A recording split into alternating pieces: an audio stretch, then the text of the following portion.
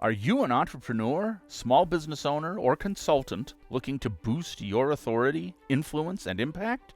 The Author Switch podcast with best-selling, award-winning author Carma Spence is your answer.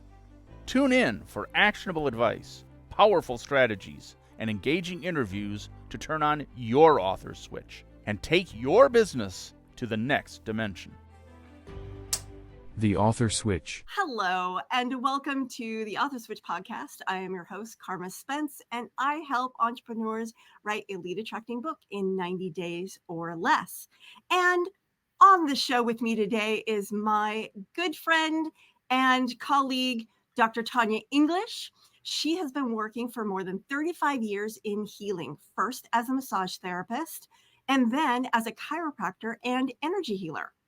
She's also an accomplished blues singer. Maybe we can get her to sing a few notes.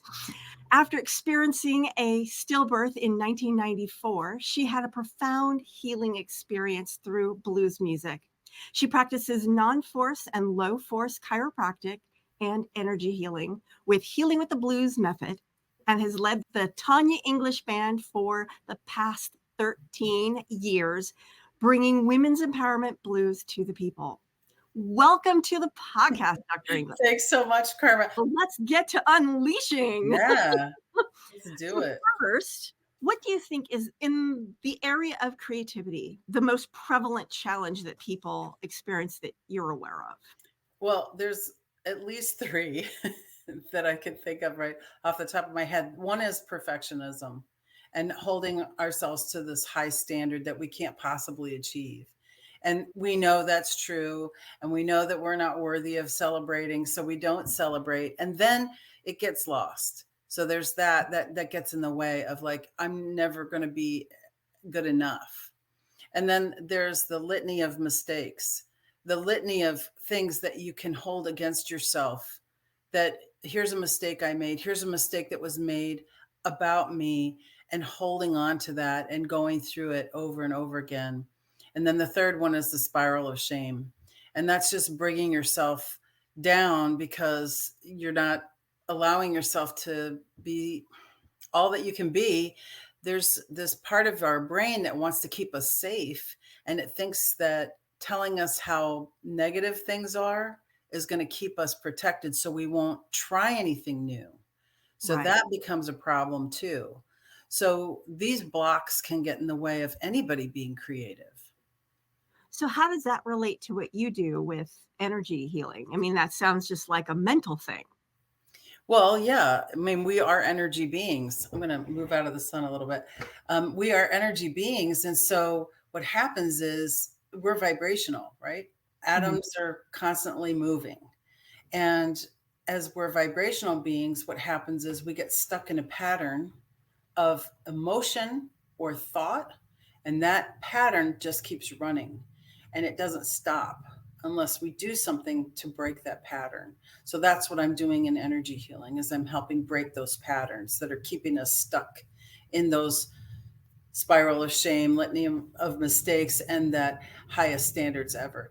Because when we are stuck there, we can't go anywhere else. Right. So that when we're doing energy healing, we're breaking those patterns, we're creating a new way of looking at it and releasing it. So really what happens when we break those patterns is it just is a feeling of peace, lightness, and just feeling really calm.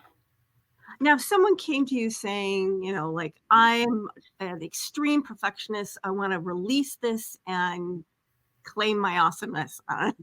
Yeah, sure. How long does it take for energy healing to help someone in that situation? Well, it's pretty much instantaneous from when we're doing the techniques. In the Healing with the Blues method, I use a lot of different techniques. I use bioenergetic synchronization technique, which breaks patterns of emotional physiology, because each emotion has its own physiology. That's why it feels different when you're happy than when you're in harmony, let's say. They're kind of different feelings. They're both positive, but they're a little bit different. They have their own physiology. When you're in fight or flight response, which is a negative feeling, then your body shuts down digestion and immunity because it doesn't need those to run away from a tiger. Right. So what we're trying to do is balance that all the time. So when we're doing these techniques, sometimes it's instantaneous. I'll have the person do certain things of thought, of breathing, where they put their eyes, what they're thinking about, and that releases the stuckness, the pattern. So it can happen that quickly, but it can also happen over years too, because you're kind of chipping away at this thing that's been ingrained in the person for a long time. Wow. So it just depends on how ready they are for that to go, to release it, and how aware they are, I think, really, of the need to move forward. Now, let's say someone is experiencing a creative block, but they don't know what's causing it. Yeah, they probably never know what's causing it. How do you help someone in that kind of situation? Because everything that we're doing is based on what their subconscious is doing. So the way that I do that is through muscle testing, because they don't have control over their leg length. They don't have control over whether they can hold their arm out or not if they're here in the office. When I'm doing that online, I'm using a surrogate to muscle test through, but it's the same thing. So what we're finding is, okay, where's this? I know certain questions to ask, mind, body, spirit, and allow the answer to come in, yes or no. And then I can follow that line of questioning. Now, this isn't me asking the person, asking them questions. It's me asking their mind, body, spirit. So that's why I can do it really fast with the surrogate and find where this pattern is rooted. So it might be a belief that they took on as they were growing up. It might be a coping mechanism that they developed to deal with what was going on around them. When you're a kid, you don't know, oh, I just need to release my negative feelings by doing emotional freedom technique. You don't know those things. So you develop all these different kind of coping mechanisms that don't generally work for the rest of your life, but they stay in place. So what I can do is have them think about it, what it is. I have this block. Like they might think, I can't write. I don't feel creative. I have this block. I can't make anything happen. I just have them think of that. Okay. And then I'll find what the feeling is that they need to think of to help penetrate that pattern. We have them put their eyes in a certain location, do a specific kind of breathing, either holding it in or holding it out, or a combination called 4-count breathing that we do. Contact them or their surrogate on the head, back here, or combination. And then we're feeling for a pulse to become synchronous. This is one technique that we use. Okay. We can also use emotional freedom technique to do that, to help break these patterns of physiology that are keeping the person stuck. Because you're not just stuck up here, because you're not just your mind. You can't separate these things until death. So it's going to affect everything. So we can go at it as a physical thing, or we can go at it as a mental thing, or emotional or spiritual. So it's going to take all of those to be able to break the pattern. And it's not necessary to have a certain belief system, except that you get to be healed, that you get to have healing happen. If you don't believe that you are deserving of being healed, that you don't want it, it won't. It might happen anyway, even if you don't want it. But it's not necessarily that you have to believe a certain thing. Okay. Now you keep mentioning a surrogate. What do you mean by that? So I'm going to ask the person, is it okay if I use my surrogate? This is my surrogate. If I use this doll, because I don't have them laying on my table right here. Right. This is my adjusting table. If they're on the table, I'm looking at their leg length and I'm testing to see what's the answer, yes or no. It's just any kind of muscle testing. So I asked them, is it okay if we use a surrogate? Do you have your permission to use the surrogate? So this doll acts as the surrogate. I'm not putting anything in it. I'm not taking anything away from it. I'm just using it to do muscle testing really fast. So I could do it myself. I could be the surrogate, but it's a little bit easier if I have something that I'm just holding on to. Right. Okay. That was just interesting. Yeah, it's a different kind of thing. So I would like to take a quick commercial break. And when we come back, we will talk a little bit further about unleashing creativity through energy healing. In a city filled with stories, one author seeks the elusive, the transformative, the right idea. It's not just any idea. It's the one that will change everything. Through twists and turns, through doubts and revelations, the discovery that will elevate the book to the next level. It all starts with an idea by Carma Spence, available now on Amazon. Welcome back to the Author Switch podcast. That was one word from our sponsor. And we are talking today with Dr. Tanya English, who has been telling us before the break about creativity blocks and how energy healing can help you release these blocks. Yeah. Now, in the second half of the show, I'd like to talk a little bit about how you came to do this work. Well, it all starts way back when I was a kid, and I read all these things you can do and greater than these if you but believe and do it in my name. And I was like, oh, great, I could be a healer. That's cool because I need healing. I don't think there's anybody really in charge here. I had some very difficult things happen to me when I was a child. And so I kind of had this insight that, okay, so really nobody's in charge. So I said, I'm going to go right to the top. I'm going to go to source energy. I'm going to go to God energy, and I'm going to see what this is all about. And so when I did that, I kind of made the decision that was the direction I was going to go in my life. I took a lot of different twists and turns, ended up going to massage school after I was done with my undergraduate degree in theater production, and then said, you know what? Massage and chiropractic work so well together. I want to just go to chiropractic college. There's nothing stopping me. So why not? Right. Which is a good way to go through life. If you want some interesting life things to happen, why not? Absolutely. So I ended up moving from the East Coast to Iowa. I've been here ever since because I met a nice guy and stayed here. But what happens is, as I'm asking for this, I'm getting like, there's a massage school 3 blocks away from your apartment. That's pretty interesting. So then I decided to go to chiropractic college, and it's like, well, we'll pay for you to come out here and check it out. And I was like, okay, because there were other schools that I looked at that didn't do that. Uh-huh. So I came to Iowa to go to chiropractic college. And as I was in chiropractic college, I had a wonderful chiropractor in Boston when I was there, and he didn't do any forceful adjusting. When I got to Palmer, I was like, so when are we going to do the easy adjusting? And they're like, no, this is what we teach. And I said, no, I know that there's other techniques that I can use. So I looked at some other techniques. I use activator technique, which has a person laying face down. There's not a lot of motion. There's not a lot of force. It's very low force. It's Right. very easy on the patient. And after doing massage for several years, I was like, people don't need to have themselves scared into having force to move a bone off a nerve. To me, that was just like kind of old fashioned. Like we could go further than that, because the thing that's causing the subluxation, which is partial dislocation, Mhm. the thing that's causing that is muscles pulling the bone out of place. Yeah. What's in charge of the muscles? Well, it's the subconscious that's in charge of that. So why not just go to the subconscious? Because the subconscious is holding on to these patterns. We call them subconscious emotional memory overrides. It's an emotional memory that has become subconscious and overrides present time. So the body's doing this thing. You don't even realize it's doing it because it's totally subconscious. You don't even know what it feels like to not have it because it's been going on for so long, usually.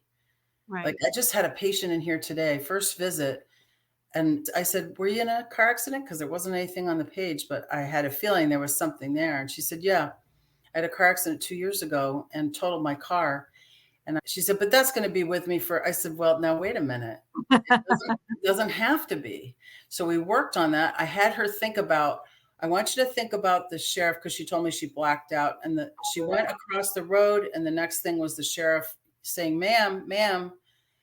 So she had blacked out. She didn't remember any of it. Wow. And they told her it was her fault. And she's like, I've crossed this road 4 times a day for years. And this is the first time this has happened. So I don't know that it's my fault. But she doesn't know what happened.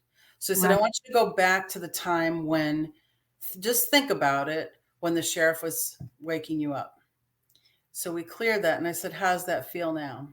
She said, I feel so different. It's amazing. I feel so much lighter. Her body's been doing this physiology of what the hell is going on from being blacked out in an auto accident for the last 2 years. Yeah. No, I get it, because I was in a car. Well, Yeah. I call it a car accident. It was really vehicle versus me. We're creating these patterns with intense emotion or with chronic things happening. Yeah, I'll relive it, and it's like I always thought like, oh crap, it's like because I knew I couldn't move out of the car's way fast enough. Right. That was what That's something that we would work on. If we were working together, like right now, I'd have you lie down because something changes in your physiology when you're not upright. The writing reflex in your brain stops working. So we have you lie down during this. And I'd say, okay, I want you to think about what happened. I'm going to ask the body, mind, spirit, should she think about what happened right before or right after or during? And I'll get a yes on one of those. And if I don't get a yes, I'll say, well, what should she think about? Should she think about how she feels? Should she think about what she was told? And I'll just keep asking till I get a yes. Yeah. And then I'll say, okay, Karma, I want you to think about what happened right after or right before you had the accident. What were you doing? And then I'll find the feeling that needs to interrupt that. I'll have you do specific breathing. I'll have you think of an energetic number. I'll have you place your eyes in a certain location, down and to the left, up and to the right, closed, open, something like that. And then I'll have you do a specific breathing, either hold it in, hold it out, or do 4-count breathing, which is in and hold, out and hold. Right. So we're doing all that. And then what I'm doing is I'm contacting either here or back here or a combination of those two. And I'm waiting for this pulse to synchronize because the pulse will be all over the place really fast. Virtually. Because I'm using the surrogate. And you can feel a pulse in the surrogate. Yes. Okay. We're all connected. And when we give permission for that connection, then we can use that connection. Right. I'm not going to do that without somebody's permission. Right. That would be silly and wasteful. Not very helpful to either one of us. So it's only with permission. And the way that I bring people into this work is I do an intuitive energy scan. So that's when I'm scanning your chakra energy. You see that banner behind me? Those are all the chakras. Those are energy centers. You can think of them as like the skeleton. They lay along the spine. Well, they're in line with your spine. So they're in line with your central nervous system. They all have endocrine glands that are associated with them. Mm-hmm. So when I'm reading chakra energy, it's totally intuitive. And I come up with this story about the person. And it's like, okay, this chakra, this is what I'm seeing going on. And so we're looking at each chakra. And basically what comes up is this holistic view of the person, not just here's my problem, because that doesn't always help. Just keep pointing at the problem. Here's the thing. The symptom and the problem that people have is the indicator that there's something that's not working the way it's supposed to. It's not the problem itself. The problem itself might be that argument I had with my mother when I was 15, and I can't forgive myself for the way I acted. That might be the real problem. And it's coming out as I can't write. I can't be creative. So we go in this very weird kind of way. We're not going right at it. Because here's the problem. The problem is we think too much. And we think our thinking is so important and smart and good, but it really gets us into a lot of trouble. Sure enough. Sure does. So what I do when I'm first doing a muscle test on somebody and they're lying on the table or I have them online, I'll say, I want you to think of a beautiful day. And then I test to see if they're strong. If they can immediately hold their arm and say, and the muscle test is like, yep, they're right there. Their arm is strong. They can hold it.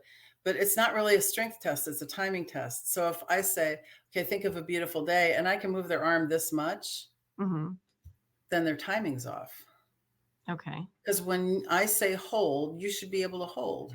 And you're agreeing with me. Yeah, when you say hold, I'm going to hold my arm there. But I can move it this far. That's the brain going, yeah, I'll be with you in a second. I can't. I'm busy. So what happens is we can find out, because when I say to you, the sky is blue, you don't have any emotional attachment to that. But if I say something like, you're just like your mother, there might be some emotional attachment. So see, the difference is thinking the sky is blue, no big deal.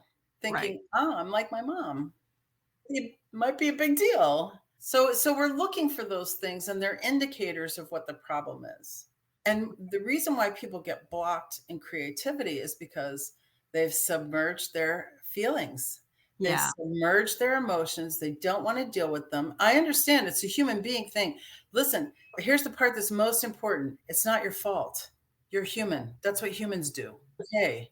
Don't blame or shame yourself for not wanting to deal with your feelings. Nobody wants to deal with their feelings, especially Right. if they're negative feelings, Yeah. because they don't know how to in a healthy way that's easy. And that's why we use EFT, the tapping technique, very easy to deal with negative feelings that way, because all you do is you say how you feel and then you end with, and I honor and own and acknowledge my feelings. So you could say any negative thing you want before that, and then just honor, acknowledge, and own your feelings. And it releases them. Mhm. I was just listening to something today, and the person said, I'm afraid to feel all my feelings because I don't think I'll ever recover if I do. And most people feel that way if they've been submerging their feelings or something tragic happens. But here's what I'm going to tell you. And this is the second most important thing I'm going to say. Acknowledging and honoring and owning your feelings will not melt you down. Your molecules won't fly apart.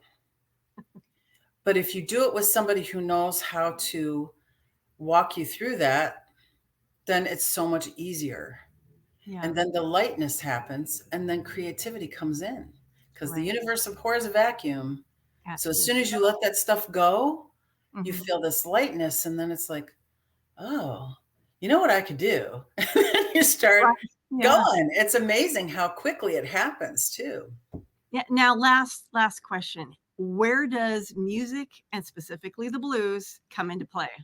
Well, one of the nice things about the blues is that it acknowledges that terrible things happen and have happened to other people. So you immediately don't feel alone. And it's naming your feelings. So when I sing worried blues, you don't know my mind. We've all been there. Da, You da, don't know da. what I'm thinking. You don't know. I may, yeah. And so the rest of it is worried blues, you don't know my mind. Because when you see me laughing, I'm laughing to keep from crying. And we've all been there. We've all been there. It's universal. Send And in the it's, clowns. yes. And what happens when you're listening to that, or for me when I'm singing, is it's releasing more of that. So yeah, sing the blues for sure, because it's easy. Not all blues is sad. Okay. Yeah. There's happy blues, there's sexy blues, there's party down blues, there's sarcastic blues, there's Yeah. all kinds of blues. Absolutely. So you don't have to think of it as sad, but the songs that I sing, when I'm singing those really sad songs like Drown in My Own Tears, everybody's like, oh my God, that's so great. They know what that feels like. To Yeah. feel like you're going to drown in your own tears because you're so sad because the person's gone. Yeah. Yeah, it touches you and it helps release, acknowledge, own your feelings. And that's all you have to do to be clear of those things. But it does take to have somebody there with you, because it's very hard to do that on your own. People say, oh, I'm going to work on that by myself. I'm like, well, good luck with that. Good luck with that. How are you going to read the outside of the bottle when you're inside of it? You Right. can't read that. And so to have somebody that understands that can walk you through it is really precious and a wonderful thing. And where two or more are gathered, there I am also. So we're always calling source energy in to help us and be with us and guide us. So if someone decided after listening to this podcast that they wanted to work with you, what would they do? All they have to do is go to heal.me/Dr. Tanya English, Dr. Tanya English, all one word, and just set up a 25-minute chat with me, and we'll find out if you're ready for what you want to do, if it's going to fit for you. And then we'll start you with the intuitive energy scan. So you can either do the chat, you can also schedule an intuitive energy scan there. So heal.me/Dr. Tanya English, and you'll get to me. And I will put that link in the show notes when it goes Thanks. up. So thank you so much. You're so welcome. Thank you, Carma. This is the end of this episode of the Author Switch podcast. See you next week. This is your host, Carma Spence, saying ciao for now. If you've enjoyed this episode of the Author Switch podcast and would like to show your support, there are a few ways that you can do that. First, I encourage you to subscribe to the podcast so you never miss an episode. Additionally, leaving a rating and review would greatly help me reach more listeners and continue providing valuable content. To stay up to date with the Author Switch podcast and gain access to additional information on amplifying your authority, influence, and thought leadership through books, you can follow me on LinkedIn at Carma Spence. For those interested in catching up on previous episodes, including those no longer available on podcast platforms, you can find them all at authorswitch.com/episodes, where you can choose to watch or listen to them at your convenience. Thank you so much for your support and for being a part of the Author Switch community.